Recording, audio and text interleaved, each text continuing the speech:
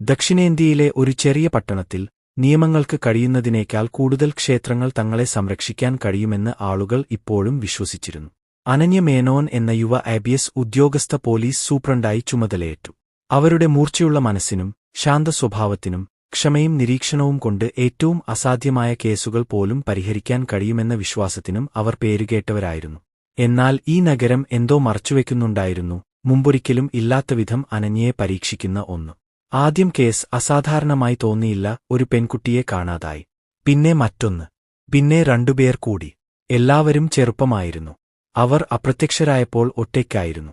ഏറ്റവും വിചിത്രം, കുന്നിലെ പഴയ ക്ഷേത്രത്തിനടുത്താണ് അവരെ ഓരോരുത്തരെയും അവസാനമായി കണ്ടത്. ആളുകൾ മന്ത്രിച്ചു. ക്ഷേത്രം ശപിക്കപ്പെട്ടതാണെന്ന് ചിലർ പറഞ്ഞു. ചിലർ അത് മന്ത്രവാദമാണെന്ന് പറഞ്ഞു. ചിലർ അത് ദൈവത്തിൽ നിന്നുള്ള ശിക്ഷയാണെന്ന് പോലും പറഞ്ഞു. എന്നാൽ അനന്യ ശാപങ്ങളിൽ വിശ്വസിച്ചിരുന്നില്ല, അവൾ തെളിവുകളിൽ വിശ്വസിച്ചു. ഈ നിഗൂഢതയുടെ കേന്ദ്രബിന്ദു ആരും ചോദ്യം ചെയ്യപ്പെടാത്ത ഒരു മനുഷ്യനായിരുന്നു, ക്ഷേത്രത്തിലെ പുരോഹിതൻ. ഒരു വർഷം മുമ്പ് മറ്റൊരു സംസ്ഥാനത്ത് നിന്ന് വന്ന ഒരാൾ. അയാൾ കാവി വസ്ത്രം ധരിച്ചിരുന്നു, മൃദുവായി സംസാരിച്ചു, ആർക്കും തന്നെ സംശയിക്കാൻ ഒരു കാരണവും നൽകിയില്ല. എന്നാൽ മറ്റുള്ളവർ ശ്രദ്ധിക്കാത്ത ഒരു കാര്യം അനന്യ ശ്രദ്ധിച്ചു. പുരോഹിതൻ ഒരു വിശുദ്ധ പുരുഷനെപ്പോലെ പെരുമാറിയില്ല. അയാൾ നാട്ടുകാരെ, പ്രത്യേകിച്ച് പുരുഷന്മാരെ, ഒഴിവാക്കി. അയാൾ സ്ത്രീകളോട് മാത്രമേ സംസാരിച്ചുള്ളൂ, കൂടുതലും യുവതികളോടായിരുന്നു. പഴയ ഫയലുകൾ പഠിക്കാൻ അനന്യ നീണ്ട രാത്രികൾ ചെലവഴിച്ചു. ഒരു വൈകുന്നേരം കാണാതായവരുടെ റിപ്പോർട്ടുകൾ നോക്കുമ്പോൾ അവൾ ഒരു പാറ്റേൺ ശ്രദ്ധിച്ചു. അപ്രത്യക്ഷമായതിന്റെ 3 ദിവസത്തിനുള്ളിൽ ഓരോ പെൺകുട്ടിയും ക്ഷേത്രത്തിനടുത്തെത്തിയിരുന്നു. അവൾ കൂടുതൽ ആഴത്തിൽ കുഴിച്ചു. പ്രാർത്ഥനാ പരിപാടികളുടെ ഫോട്ടോകൾ, ക്ഷേത്ര ചടങ്ങുകളുടെ വീഡിയോകൾ. അവിടെ നിരവധി ഫ്രെയിമുകളുടെ മൂലയിൽ പുരോഹിതൻ നിന്നു. എപ്പോഴും നിരീക്ഷിച്ചുകൊണ്ടിരുന്നു, എപ്പോഴും സന്നിഹിതനായിരുന്നു, എപ്പോഴും ഒറ്റയ്ക്ക്. അനന്യ നടപടിയെടുക്കാൻ തീരുമാനിച്ചു. അറസ്റ്റുകളൊന്നുമില്ല, മുന്നറിയിപ്പുകളൊന്നുമില്ല, പക്ഷേ ക്ഷമയോടെ. അവൾ ഒരു യുവ വനിതാ കോൺസ്റ്റബിളിനെ രഹസ്യമായി അയച്ചു. പദ്ധതി ലളിതമായിരുന്നു. പതിവായി ക്ഷേത്രം സന്ദർശിക്കുക, പുരോഹിതന്റെ വിശ്വാസം നേടുക, അദ്ദേഹം വീഴ്ച വരുത്തുമോ എന്ന് നോക്കുക. ദിവസങ്ങൾ ആഴ്ചകളായി മാറി. പതുക്കെ പുരോഹിതൻ അവളെ ശ്രദ്ധിക്കാൻ തുടങ്ങി. അയാൾ അവളെ ചായ കുടിക്കാൻ ക്ഷണിച്ചു.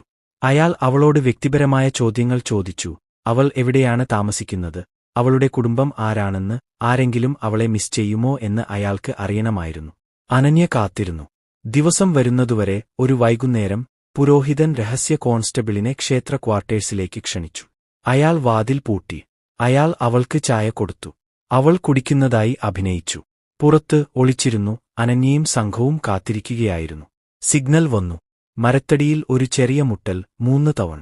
അനന്യ തന്റെ ഉദ്യോഗസ്ഥരോടൊപ്പം പൊട്ടിത്തെറിച്ചു.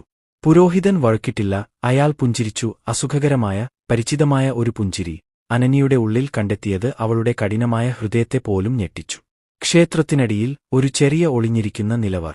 അകത്ത് പഴയ വസ്ത്രങ്ങൾ, സ്ത്രീകളുടെ ഷൂസ്, ലോക്കറ്റുകൾ, ഹെയർപിന്നുകൾ, ചങ്ങലകൾ, ജേണലുകളും. പാപികളെ ശുദ്ധീകരിക്കുകയും അവരുടെ ആത്മാക്കളെ സ്വന്തമാക്കുകയും ചെയ്യുന്നതിനെക്കുറിച്ചുള്ള വളച്ചൊടിച്ച രചനകൾ നിറഞ്ഞ ജേണലുകൾ. ഇത് ഒരു പുരോഹിതനായിരുന്നില്ല, അയാൾ ഒരു പരമ്പര കൊലയാളിയായിരുന്നു.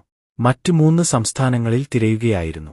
5 വർഷം മുമ്പ് അയാൾ ജയിലിൽ നിന്ന് രക്ഷപ്പെട്ടിരുന്നു. പേര് മാറ്റി, രൂപം മാറ്റി, ആരും സംശയിക്കാത്ത സ്ഥലത്ത് ഒളിച്ചിരുന്നു. ദൈവത്തിന്റെ വാതിലിനു പിന്നിൽ. ചോദ്യം ചെയ്യലിൽ അയാൾ സ്വതന്ത്രമായി സംസാരിച്ചു. തന്റെ ബാല്യത്തെക്കുറിച്ച്, സ്ത്രീകളോടുള്ള വെറുപ്പ്, വിശുദ്ധിയോടും ശിക്ഷയോടുമുള്ള അയാളുടെ അഭിനിവേശം. ആളുകൾ അവയെ വിശ്വസിച്ചതുകൊണ്ടാണ് അയാൾ ക്ഷേത്രങ്ങൾ തിരഞ്ഞെടുത്തത്. ആളുകൾ പുരോഹിതന്മാരെ വിശ്വസിച്ചിരുന്നു. അയാൾ ഒരിക്കലും വേഗത്തിൽ കൊലപ്പെടുത്തിയില്ല. അയാൾ കാത്തിരുന്നു. അയാൾ നിരീക്ഷിച്ചു. അയാൾ പദ്ധതിയിട്ടു. ആ നിമിഷം വന്നപ്പോൾ ആരും മൃതദേഹങ്ങൾ കണ്ടെത്തുന്നില്ലെന്ന് അയാൾ ഉറപ്പാക്കി. ഇതുവരെ അദ്ദേഹത്തിന്റെ അറസ്റ്റോടെ പട്ടണം സത്യം മനസ്സിലാക്കി. ക്ഷേത്രം അടച്ചുപൂട്ടി. കുടുംബങ്ങൾ ദുഃഖിച്ചു.